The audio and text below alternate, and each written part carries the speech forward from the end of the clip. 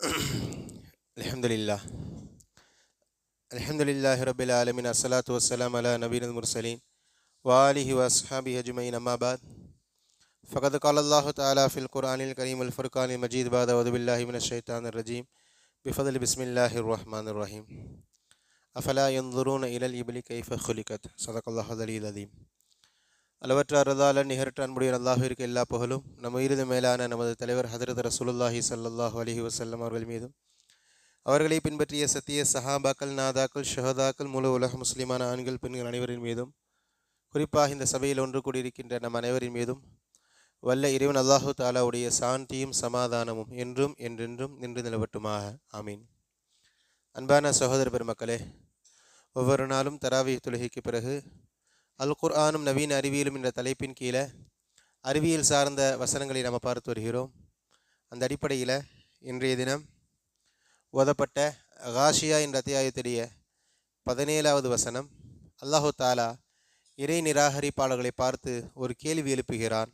அஃபலா யன்துரூன இலல் இப்லி கைஃப குலிகத். இவர்களோடவே இருக்கிறதே ஒட்டகங்கள், அந்த ஒட்டகத்தை இவர்கள் பார்க்க வேண்டாமா, அது எவ்வாறு படைக்கப்பட்டுள்ளது? அல்லாஹு தாலா இறை நிராகரிப்பாளர்களை பார்த்து கேட்கிறான். இந்த இடத்துல ஒட்டகத்தை இவர்கள் பார்க்க வேண்டாமா அல்லது பார்க்கவில்லையான்னு கேட்கிறான். அசல்ல இந்த இடத்துல எந்துரு என்ற வார்த்தை பயன்படுத்தப்படுகிறது. பார்த்தல் என்றால் ஆய்வு செய்தல் என்ற பொருள். இவர்களோடவே இருக்கிறதே அந்த ஒட்டகத்தை இவர்கள் ஆய்வு செய்ய வேண்டாமா? அந்த ஒட்டகத்தை அல்லாஹ் எப்படியெல்லாம் படைச்சிருக்கிறான், ஒட்டகத்தில் அல்லாஹு தாலாவுடைய படைப்பினுடைய நுட்பங்களை எல்லாம் இவர்கள் ஆய்வு செய்ய வேண்டாமா? ஆய்வு கண்ணோட்டத்திலே இவர்கள் இந்த ஒட்டகத்தை பார்க்க வேண்டாமா என்பதாக அல்லாஹு தாலா கேட்கிறான்.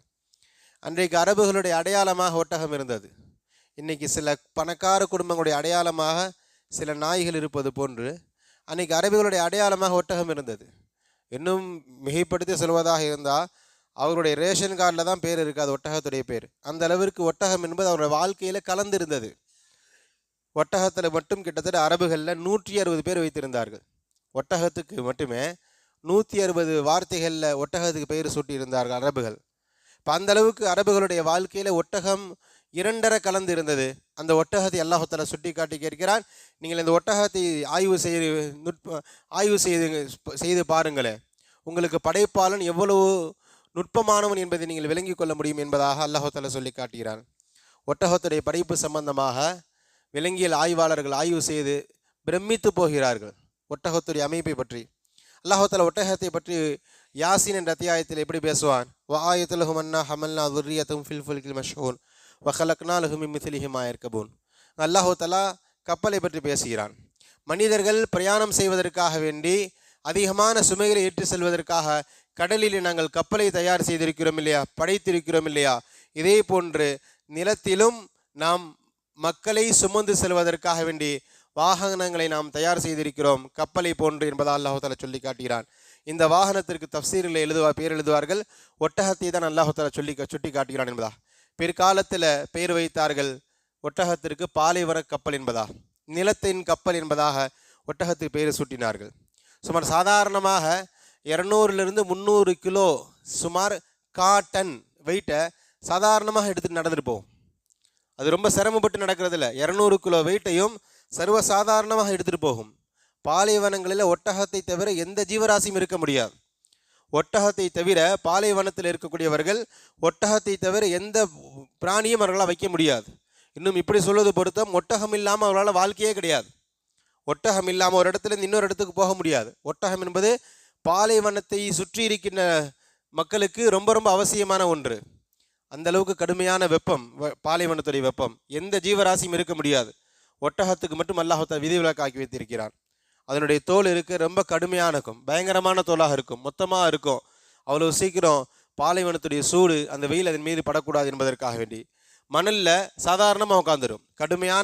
கடுமையான வெயிலில் கூட மணல் கொதிக்கும், ஆனால் அதுக்கு எந்த விதமான சிரமமும் இல்லாமல் உட்கார்ந்துருக்கும், அதற்கு சுடாது என்பதாக ஒட்டகத்தை பற்றி எழுதுகிறார்கள். கண்ணியமான சகோதர பெருமக்களே, ஒட்டகத்துடைய சிறப்புகள் சம்பந்தமாக, அவருடைய ஆச்சரியமான நுட்பமான படைப்புகள் சம்பந்தமாக கூடுதலாக எழுதுகிறார்கள்.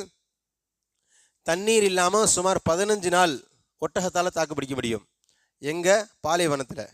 கடுமையான வெயில் காலங்களில் 15 நாள் வரைக்கும் தண்ணீர் இல்லாமல் இருக்க முடியும். நம்மெல்லாம் அதிகபட்சம் சில மணி நேரங்கள் தாங்க முடியாது. பாலைவன பகுதிகளில் சில மணி நாட்கள் இல்லை, சில மணி நேரங்கள் தாங்க முடியாது. 15 நாள் சாதாரணமாக இருக்கும். குளிர் காலங்களெல்லாம் சுமார் 6லேருந்து 7 மாதங்கள் தண்ணி குடிக்காமல் இருக்க முடியும் ஒட்டகத்தால். 6 மாதம் வரைக்கும் தண்ணி குடிக்காமல் இருக்க முடியுமான உலகத்தில் ஒரே விலங்கு ஒட்டகம் மட்டும்தான். ஒட்டகத்துடைய உடலில் அல்லாஹு தாலா ஒரு பை வச்சிருக்கிறான். அதற்கு தண்ணீர் பை. அது ஒன்ஸ் வாயை வச்சு அந்த கிணத்துலேயோ குளத்திலேயோ தண்ணி குடித்ததுன்னு சொன்னால் சாதாரணமாக 100லேருந்து 120 லிட்டர் தண்ணி குடிக்கும். 100லேருந்து 120 லிட்டர் தண்ணி குடிக்கும். அது முழுக்க தன்னுடைய தண்ணீர் பையில் சேகரித்து வைத்துக்கொள்ளும். பாலைவனத்தில் கடுமையான வெயில் அடிக்கும் பொழுது ரத்தம் உறைய ஆரம்பிச்சிடும். ரத்தத்தில் இருக்கக்கூடிய தண்ணீர் சத்து குறைஞ்சு ரத்தம் உறைய ஆரம்பிச்சிடும். ரத்தம் உறைஞ்சிட்டு அவ்வளோதான் மவுத்து வந்துடும்.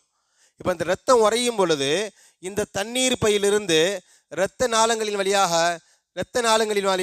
தண்ணீர் சப்ளை செய்யும். ஒட்டகத்துக்கு மட்டுமே அல்லாஹ் தஆலா இப்படி அமைப்பு வச்சிருக்கிறான்.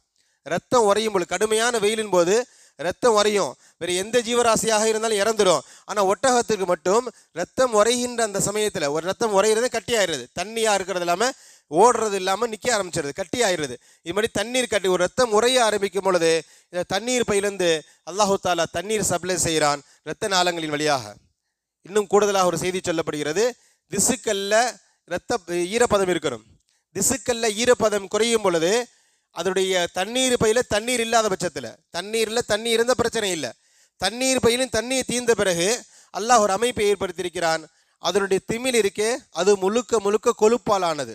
ஒட்டகத்துடைய திமில் இருக்கே முழுக்க கொழுப்பால் ஆனது. கொழுப்புகள் பெரும்பாலும் ஹைட்ரஜன் இருக்கும். கிதாபுகள் எழுதுகிறாங்க ஒட்டகத்தை பற்றி. கொழுப்பில் இருக்கக்கூடிய ஹைட்ரஜன், இது சுவாசிக்கக்கூடிய ஆக்சிஜன், இது ரெண்டும் சேர்ந்து ஒட்டகத்துடைய உடலிலேயே தண்ணீர் உற்பத்தி ஆகும். நீங்கள் கெமிஸ்ட்ரியில் படிச்சிருப்பீங்க. தண்ணீருடைய வேதியியல் பெயர், கெமிஸ்ட்ரி பெயர் H2O. 2 ஹைட்ரஜன் ஒரு ஆக்சிஜன் சேரும் பொழுது அங்கே தண்ணீர் உருவாகும். தண்ணீருடைய இயற்பியல் பெயர் H2O. அல்லாஹு தாலா அதனுடைய அமைப்பு எப்படி வச்சிருக்கான்னு சொன்னால், தோல் அதனுடைய கொழுப்பில் இருக்கக்கூடிய ஹைட்ரஜனும் காற்றிலே இது சுவாசிக்கக்கூடிய ஆக்சிஜனும் சேர்ந்து உடலிலேயே தண்ணீர் உற்பத்தியாகும். அருமையான சகோதர பெருமக்களே, உடலிலேயே தண்ணீர் உற்பத்தியாகக்கூடிய ஒரே மிருகம் விலங்கினம் ஒட்டகம் மட்டும்தான். அதனுடைய பாலில் அல்லாஹ் தஆலா ஏராளமான மருத்துவ குணங்களை வைத்திருக்கிறான். கொழுப்பு ஆக குறைவானது. அதனுடைய கொழுப்புடைய எண்ணிக்கை ரொம்ப குறைவு. இரும்பு சக்தி மிகைத்து இருக்கிறது, வைட்டமின் சி இருக்கிறது, சர்க்கரை அளவை சமமாக வைத்துக்கொள்ளும். தொடர்ந்து ஒருவர் ஒட்டகப்பால் குடிக்கும் பொழுது அவருடைய சர்க்கரை அளவு சம அளவில் இருக்கும். இருதயத்திற்கு மிகப்பெரிய ஒரு பாதுகாப்பாக இருக்கும். இருதயம் நன்றாக இயங்குவதற்கு ஒட்டகப்பால் மிகப்பெரிய மருந்தாக இருக்கிறது என்பதாக ஒட்டகத்தை பற்றி கிதாபில் எழுதுகிறார். ஒட்டகம் என்பது ஒரு சமூக விலங்கு, தனியாக இருக்காது. மற்ற ஏனைய சில விலங்குகளை போன்று ஒட்டகம் கிடையாது. ஒட்டகம் எப்பவுமே சேர்ந்து இருக்கும். ஒட்டகத்துடைய சில சிறப்புகளை சொல்கிறாங்க. பொறுமைக்கு அடையாளம் ஒட்டகம், சகிப்புத்தன்மைக்கு அடையாளம் ஒட்டகம், இல்லையா வெக்க உணர்வுக்கு ஒட்டகத்துக்கு நிகர் வேறு எதுவும் கிடையாது. ஹயாத்தோ ஹயவான் என்ற ஒரு புத்தகம், ஹயவான்களுடைய மிருகங்களுடைய வாழ்க்கை வரலாறு என்ற அடிப்படையில் ஒரு புத்தகம் எழுதியிருக்கிறார்கள். அந்த புத்தகத்தில் ஒட்டகம் சம்பந்தமாக நிறைய செய்திகள் இருக்கிறது. வெட்கத்திற்கு அடையாளம் ஒட்டகம். கிதாபுகள் எழுதுகிறாங்க, பொது வெளியில் ஜிமா செய்யாது. ஜிமா மீன்ஸ் உடல் உறவு கொள்ளாது. ஒரு ஆண் ஒட்டகமும் பெண் ஒட்டகமும் பொது வெளியில் உடல் உறவு கொள்ளாது. அது உடல் உறவு கொள்றதை யாராவது பார்த்துட்டா பார்க்கிறவங்களை விரட்டி அவரை கொலை செய்யாமல் ஒட்டகம் விடாது. ஒட்டகத்துடைய பண்பு இது. பொதுவாக பொது வெளியிலே ஜிமா செய்யாது, உடல் உறவு கொள்ளாது. இது தனிமையில் உடல் உறவு கொள்ளும் பொழுது அதை யாராவது பார்த்துட்டா விரட்டி அவர்களை ஏதாவது செய்கிற வரைக்கும் இந்த ஒட்டகம் நிம்மதியை பெறாது. ஒரு கால் அவர்களை ஒன்றுமே செய்ய முடியலன்னு சொன்னால் தாம் உடல் உறவு கொண்டதை பார்த்துட்டாங்களே என்ற வருத்தத்திலேயே தனிமையிலேயே அது இறந்துவிடும், துக்கத்தினாலே இறந்துவிடும் என்பதாக ஒட்டகத்தை பற்றி எழுதுகிறார். கிதாபுகளில் இமாம் மைனி ரஹ்மத்துல்லாஹி எழுதுவாங்க, அல்லாஹ் தஆலா குர்பானி கொடுக்கறதுக்கு 3 பிராணியை வழங்கியிருக்கிறான். ஒன்று ஆடு, மாடு, ஒட்டகம். இல்லை ஆடு மாடு உலகம் முழுக்க எல்லா நாடுகளிலும் கிடைக்குது. ஒட்டகம்ன்றது எல்லா நாடுகளிலும் கிடைக்கல. 195 நாடுகளில் குறிப்பிட்ட சில நாடுகளில் தான் ஒட்டகங்கள் கிடைக்குது. எல்லா நாடுகளும் ஒட்டகம் கிடைக்காது. இப்போ நம்ம நினைச்ச நேரமே ஆடு அறுக்கலாம், குர்பானிக்கு மாடு அறுக்கலாம். ஒட்டகம்ன்ற அப்படி கிடையாது. ஏகப்பட்ட சிரமப்பட்ட பல டிரான்ஸ்பர் மத்தியில் தான் ஒட்டகத்தை அறுக்கணும். அல்லாஹ் ஏன் இந்த குர்பானியில் ஒட்டகத்தை மையப்படுத்துகிறான்? ஆடு மாடு எல்லா இடத்துலையும் கிடைக்குது, ஒட்டகத்தையும் எல்லாம் ஏன் சேர்த்து கொண்டான்னு சொன்னால், ஒட்டகத்துடைய அதனுடைய முக்கியமான சில தன்மைகளை சமூகத்திற்கு உணர்த்த வேண்டும் என்ற உயர்ந்த நோக்கத்தில் தான் அல்லாஹ் தஆலா ஒட்டகத்தையும் குர்பானியோடு சேர்த்திருக்கிறான் என்பதாக எழுதுவார்கள். கண்ணியமான சகோதர மக்களே, பொறுமையின் அடையாளம் ஒட்டகம் இல்லையா? ஆடு அறுக்கும் பொழுது கட்டி போட்டு காலை அமுக்கி அறுத்து விடுவோம். மாடு அப்படிதான், ஒட்டகம் முடியல, நின்ற நிலையே அறுப்பாங்க. அக்கர்ன்னு சொல்லுவாங்க அதுக்கு பேர். நின்ற நிலையே இருப்பாங்க. தன்னை அறுக்கிறாங்கன்னு தெரிஞ்சாலும் அது ரொம்ப பொறுமையாக இருக்கும். அவ்வளவு பொறுமையான பிராணி தன்னுடைய உறவு கொள்றதை யாராவது பார்த்துட்டு அதனால பொறுமை காக்க முடியாது, ரொம்ப கடுமையாக அவர்களை தாக்கும் என்பதாக ஒட்டகத்தை பற்றி எழுதுகிறார்கள். கண்ணியமான சகோதர மக்களே, ஒட்டகத்துடைய கால் குழம்பு இருக்கிறதுல பஞ்சு மாதிரி இருக்கும். பாலைவனத்தில் ஒட்டகம் மட்டும்தான் சாதாரணமாக நடக்க முடியும். ஒட்டகத்தை தவிர எந்த பிராணியும் பாலைவனத்தில் நடக்க முடியாது, கால் புதஞ்சிரும். ஒட்டகம் மட்டும்தான் நடக்க முடியும். 2 இமைகளை அல்லாஹ்வுத்தாலா ஒட்டகத்துக்கு வழங்கியிருக்கிறான். நமக்கு இருக்கிற மாதிரி ஒரு இமை, அது மூடுனா தூங்க கண்ணை மூடிடும். அது இல்லாமல் இன்னொரு இமை கிளாஸ் மாதிரி, சன் கிளாஸ் மாதிரி, நம்ம வெயிலில் போகும்போது கண்ணாடி போடுவோம் இல்லையா, வெளியில் தெரியும், அது மாதிரி ஒரு இமையை வைத்திருக்கிறான். கடுமையான புயல் காட்டு நேரத்தில் அந்த இமையை கொண்டு மூடிக்கொள்ளும். மேல் இனிமை திறந்து இருக்கும். இது சாதாரணமாக அந்த புயல் காட்டில் நடந்துகிட்டு இருக்கும். அந்த மண் அந்த திரையில் பட்டு, அந்த கண்ணாடி போன்ற இமையில் பட்டு கீழே விழுந்துடும். அதுக்கு எந்த தொந்தரவும் கிடையாது. அதே போல் மூக்கில் 2 விதமான துவாரங்கள் எல்லாம், துவாரத்தில் 2 விதமான அறை மாதிரியான ஒரு அமைப்பை வைத்திருக்கிறான். கடுமையான புயல் காற்றின் சமயத்தில் அந்த அறைகளை கொண்டு அது மூடிக்கொள்ளும். அது சுவாசத்தில் எந்த பிரச்சனையும் இல்லை. ஆனால் எந்த விதமான தூசியும் அந்த ஒட்டகத்துடைய மூக்குக்குள் நுழையாது என்பதாக ஒட்டகத்தை பற்றி எழுதுகிறார்கள். கண்ணியமான சகோதர பெருமக்களே, இது சும்மா சாம்பிள் தான். அல்லாஹ்வுத்தாலா ஒட்டகத்தை பற்றி, ஒட்டகத்துடைய நுட்பத்தை பற்றி நம்ம ஆய்வு செய்தோம் என்றால், யூடியூப்பில் நீங்கள் தட்டினீங்கன்னு சொன்னால் ஒட்டகத்தில் இவ்வளவு பாசிட்டிவ்ஸ் இருக்கிறதா, ஒட்டகத்துடைய படைப்பில் அல்லாஹ்வுத்தாலா இவ்வளவு நுட்பங்களை வைத்திருக்கிறானா என்று நம்ம ஆச்சரியப்படுகின்ற அளவுக்கு அவ்வளவு அலாதியான செய்திகள் அல்லாஹ்வுத்தாலா ஒட்டகத்தில் வைத்திருக்கிறான். அல்லாஹ்வுத்தாலா காஃபிர்களை பார்த்து கேட்கிறான், நீங்கள் புலங்கிக்கிட்டே இருக்கீங்களாப்பா, உங்களோடவே சேர்ந்து சுற்றிக்கிட்டு இருக்கேன், அந்த ஒட்டகத்தை நீங்கள் பார்க்க வேண்டாமா? கைஃப ஹுலிகத், அது எவ்வாறு படைக்கப்பட்டுள்ளது என்பதாக அல்லாஹ்வுத்தாலா காஃபிர்களுக்கு ஒரு கேள்வியாக எழுப்புகிறான். கண்ணியமான சகோதர பெருமக்களே, இப்படி குர்ஆன் முழுக்க நிறைய அறிவியல் சார்ந்த நுட்பமான நிறைய செய்திகள் அல்லாஹ்வுத்தாலா நமக்கு வைத்திருக்கிறான். குர்ஆன் ஒரு புதையல். அந்த புதையலை நம்ம சரியான முறையில் அணுகினோம் என்றால் உலகத்திலும் அல்லாஹ்வுத்தாலாவுடைய ரிதாவை பெற முடியும், மறுமையிலும் அல்லாஹ்வுத்தாலாவுடைய பொருத்தத்தை பெற முடியும்.